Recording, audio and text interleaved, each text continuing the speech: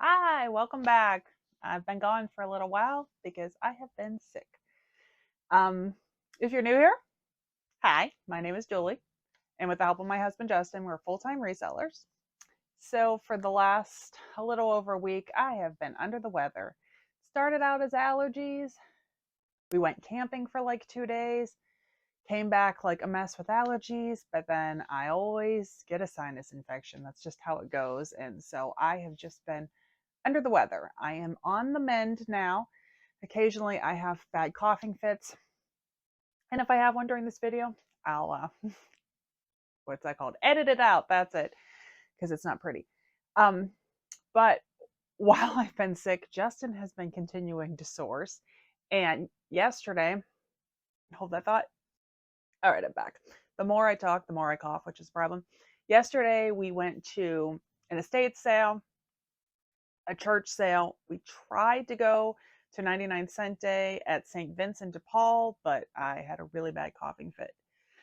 So we ended up only grabbing a few things and then we left. Today we went to 99-cent day at Goodwill. Justin has gone to the bins once or twice. I'm trying to look at the craziness that is. I'm going to show you what the eBay room looks like now. All right.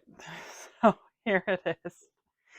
I listed this stuff yesterday, but that bag's from Goodwill. That bag Justin got at the bins. That stuff is from yesterday. That's another bag that Justin got at the bins. Like, you can barely move.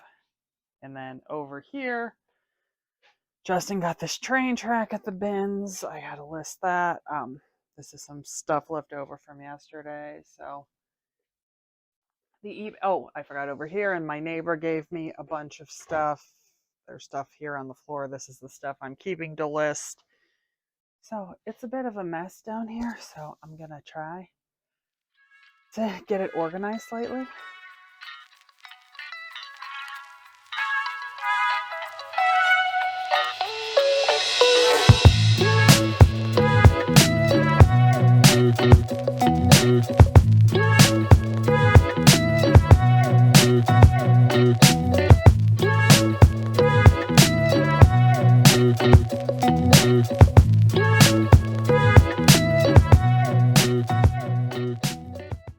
All right, so I hung up like 2 bags worth. I still have 2 bags over here, but I don't really have any room left on the rack. But I thought I'd give you a little sample of some of the stuff we've gotten lately. Justin picked up these, they're Spanx jeans. Spanx stuff does really well. I've never done Spanx jeans. I have no idea. He got this cool Orvis, like fishing hunting vest. Those came from the bins. Yesterday I got these at an estate sale. They're both brand new with tags, size 3X. Sweatshirts. I did pay up in my standard of paying up because I'm cheap. I paid $3 for each of those. I grabbed these at the thrift store yesterday before the coughing fit got so bad. They're both Ralph Lauren, like midi dresses. Let's see what else. Oh, this was cool. We got this at a church sale yesterday for $1. It's like a Sherpa fleece jacket, LL Bean, new with tags on it. Justin found this Torrid, like cold shoulder top at the bins, also new with tags. Originally sold for $49.50. Let's see. Oh, he found this cool vintage wool rich vest. No idea what it'll go for. I haven't looked it up, but I just thought it was neat.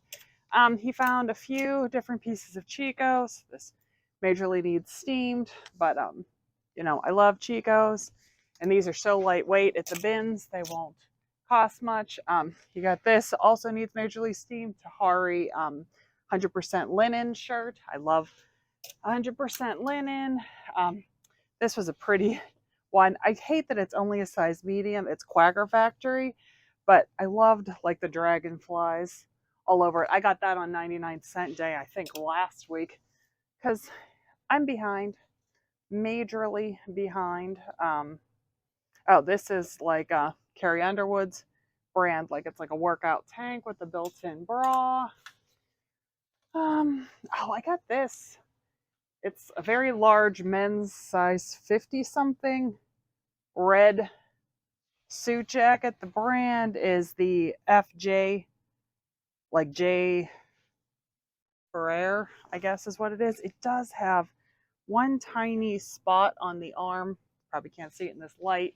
I'm just going to disclose it. I'm sure it would come out if it was being dry cleaned. So that's just a sample of some of the clothes. And I guess I'm going to photograph to get some of these out of my way. Oh, I also have the stuff over there from my neighbor that I need to deal with. So much stuff I need to deal with.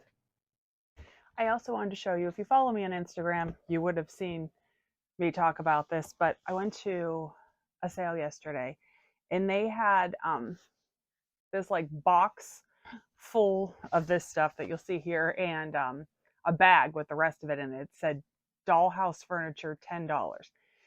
And I know dollhouse furniture has value, so I went over and I flipped one of the pieces over and it said American Girl on it, but I was very perplexed because it was too small for American Girl.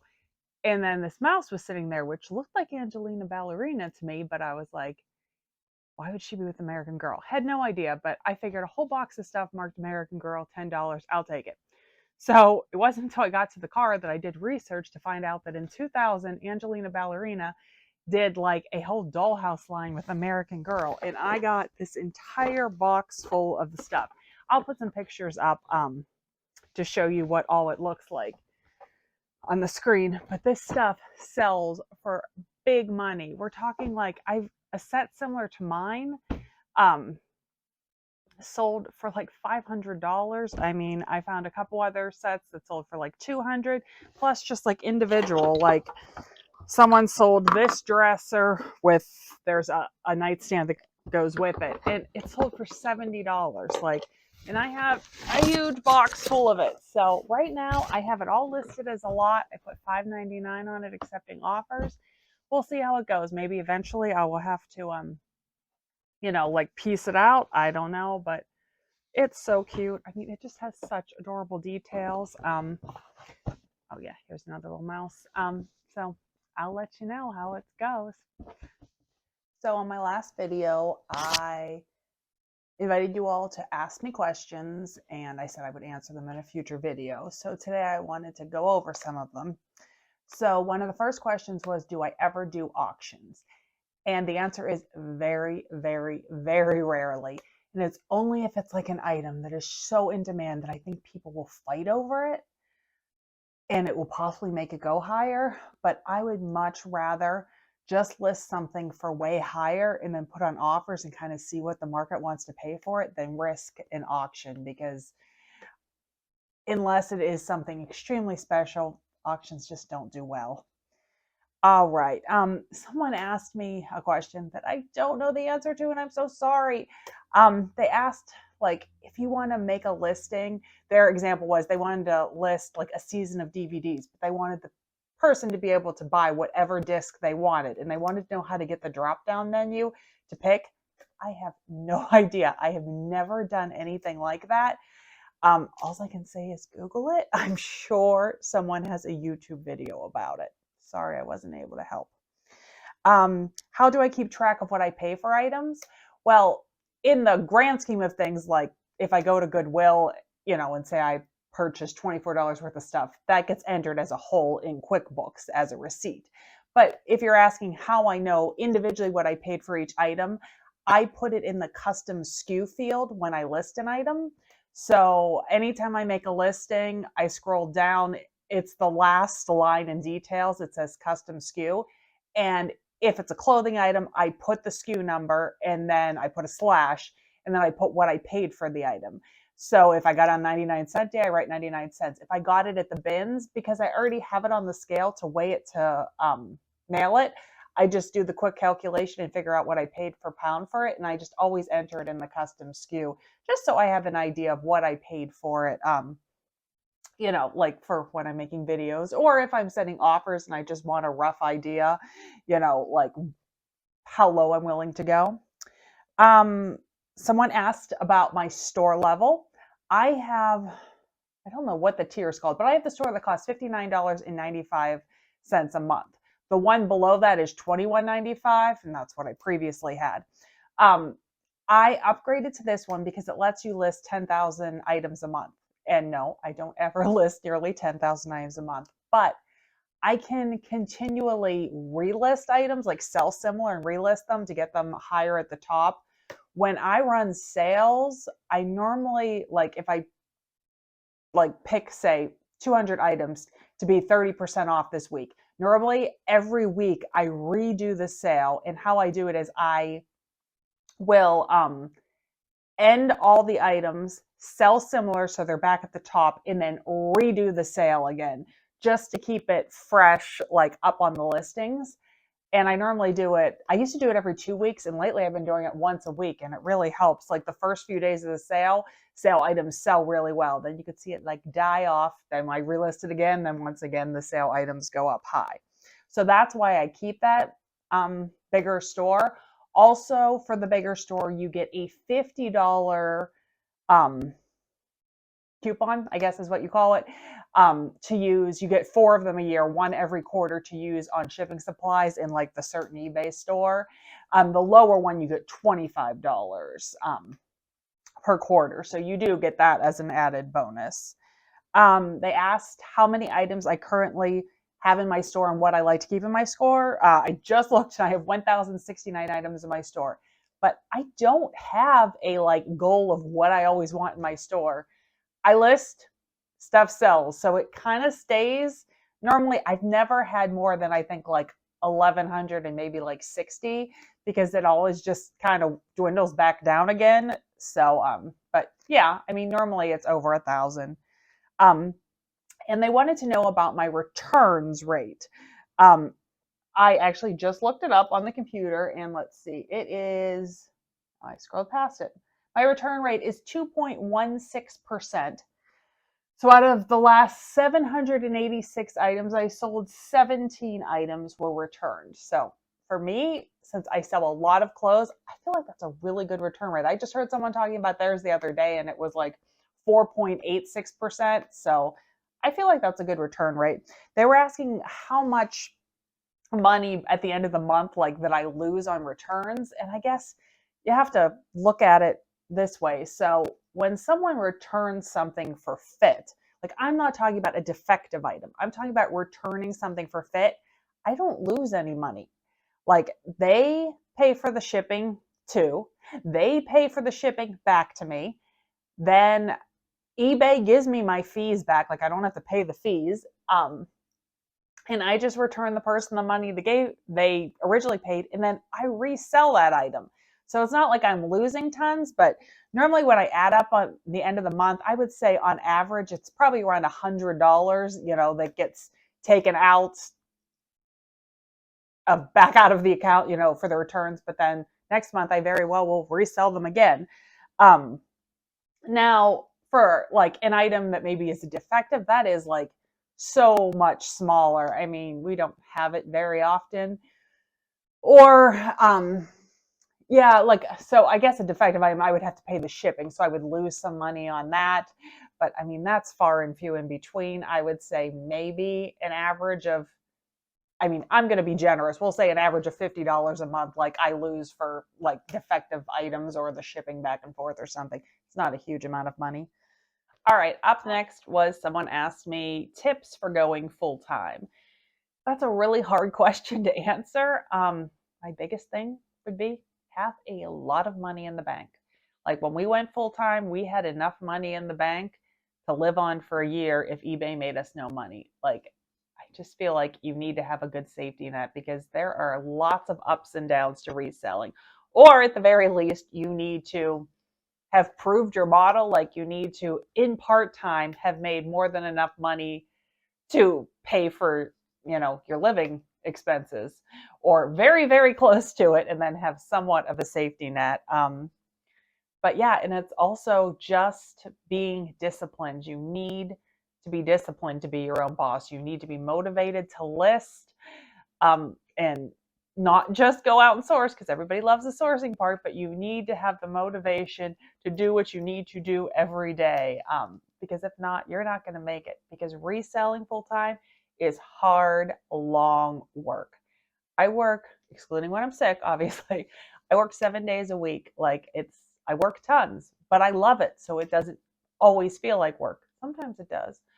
Sometimes when, a rude person like this morning messages me and tells me that they're not going to buy something off of me because I responded too slow to them. Meanwhile, they messaged me in the middle of the night. It was Sunday morning, and they said that they weren't going to buy the thing off of me.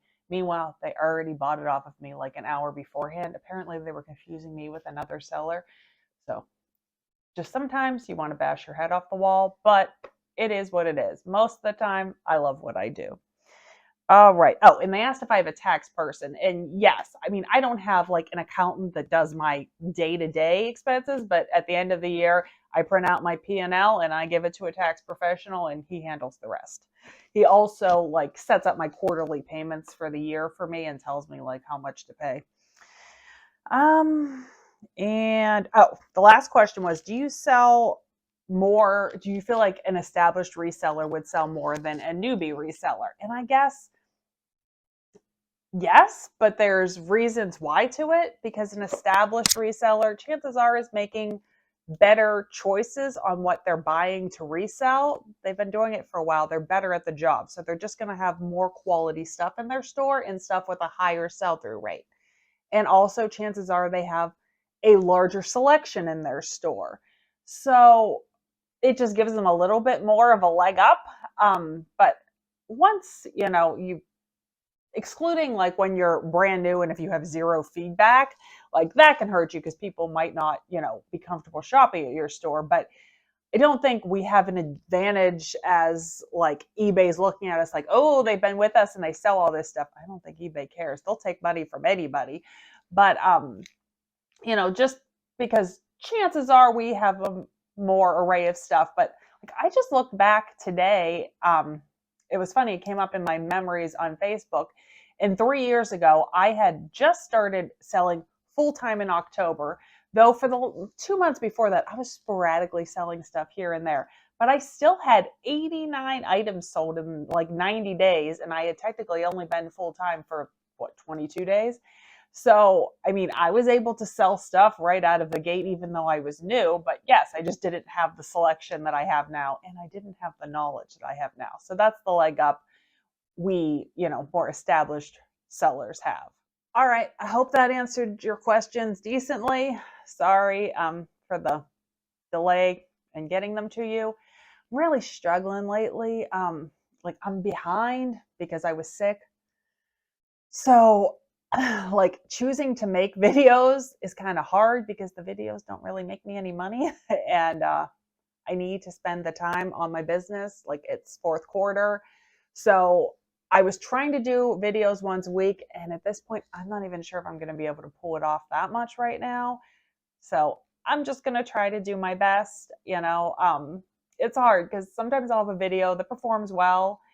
Like, I guess like 2 videos ago, it was a really easy video that I threw together and it did really well. Like it had over like 1,000 views very quickly.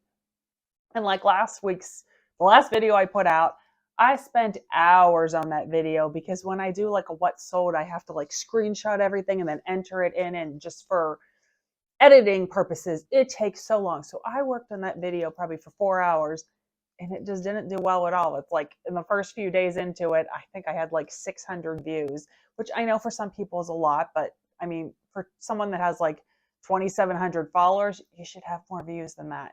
So it just gets discouraging, like, because I'm like, okay, I'm wasting all this time that I could be doing stuff on eBay and making money for. So I'm going to make videos when my heart's into it, when I have extra time, but especially this time of year, I have to focus on the business because the business pays the bills. YouTube doesn't. So I can't give you an exact schedule when they'll come out. Subscribe and hit the notification button, and then you'll get a notification when it comes out, the next one. Thank you so very much for all your support. Thank you for the kind messages to those that I had a bunch of messages sent to me wishing me well to feel better. So thank you for those. Take care, and I'll see you on the next one. Bye-bye.